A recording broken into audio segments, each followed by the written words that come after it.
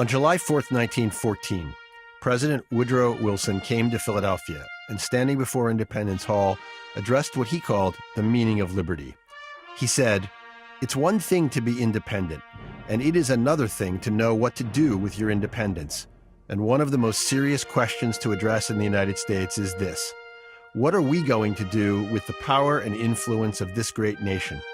Are we going to play the old role of using that power for our aggrandizement and material benefit only?" Without foreseeing the scale of the calamity of the Great War, no one hearing the president's questions that day could have known the true measure of their urgency. But after World War I's sequel, the largest man-made disaster in history, when the community and civic leaders who founded the World Affairs Council of Philadelphia filed its charter on April 14, 1949, everyone involved knew the urgency of the question of America's role in the world. In the space of the single generation since Wilson, the United States had been called upon twice to rescue civilization from collapse into a new dark age. But even in victory, much of the world had been destroyed in order to save it. Only the United States was intact, indeed far more powerful and prosperous than before.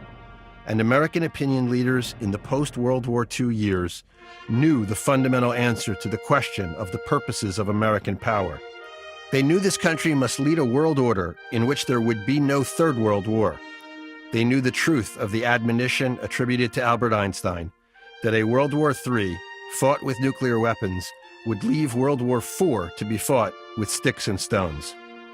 And so the founders of this organization wrote, quote, "The purpose of the World Affairs Council of Philadelphia shall be to create and sustain, through study, discussion, and public debate, an intelligent interest on the part of citizens in world affairs and the foreign policy of the United States," end quote.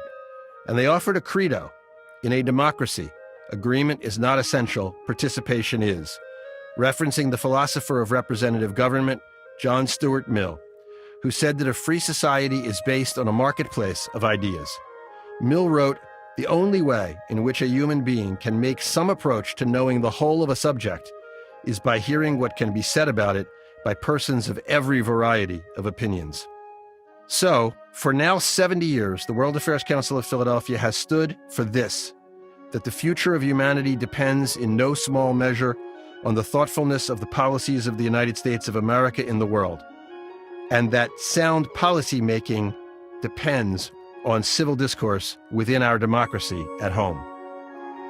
We have pursued this mission with a podium from which presidents and cabinet secretaries, world leaders, and thought leaders of all kinds have addressed every issue of the day. In one powerful example of impact, in the 1980s, this organization was the leading convening force for debate about strategic defense and national security in the nuclear age, contributing to the currents of thinking which brought a peaceful end to the Cold War and ushered in widespread growth in freedom and greater prosperity throughout much of the world. We have also pursued this mission through educating hundreds of thousands of middle and high school students about the wider world into which they will come to adulthood, innovating in this space as few other institutions ever have, creating the Model United Nations, founding the William W. Bodine High School for International Affairs, the first private-public partnership school of its kind anywhere in the nation, mentoring some of Philadelphia's most underserved middle schoolers, and offering the Keystone State's first Commonwealth-wide program for high schoolers to add the credential of Global Scholar to their diplomas. We have pursued this mission by leading study tours on every continent, including historic, early, and extraordinary opportunities for Americans to visit China, Cuba, and Iran. Our travelers return enriched in mind and heart from insider access and learning, people-to-people exchange, and experiences of the natural and human wonders of the world.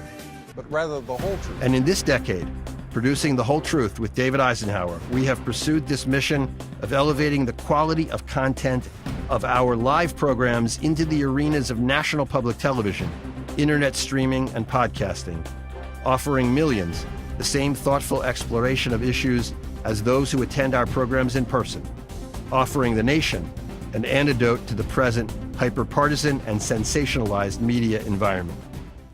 On our 20th anniversary, President Lyndon Johnson wrote, New developments around the world require us to continually reevaluate our foreign policy.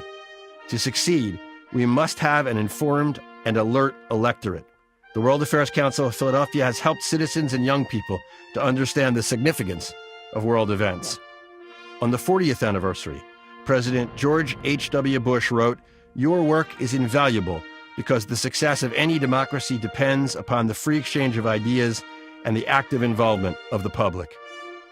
10 years further on, the Philadelphia Inquirer editorialized, "Take note, all of you skeptics who dismiss Philadelphia as provincial. The World Affairs Council of Philadelphia holds a 50th anniversary party next Wednesday. As our city increasingly plugs into the global economy, the work of this organization becomes ever more important." 70 years ago, as India and Pakistan, the People's Republic of China, and the State of Israel were all brand new, the ink was fresh on the Universal Declaration of Human Rights, and NATO had just been established as the linchpin of the security of the free world. Prominent Philadelphians, mindful of the heritage of the city in which the principles of popular sovereignty and the self-determination of peoples had been proclaimed to the world, created an organization whose subsequent work has affected history and whose mission has remained as current as today's headlines and as all the opportunities and challenges that lay ahead for America and the world in the great balance of the 21st century. Then, now, tomorrow, democracy demands discourse.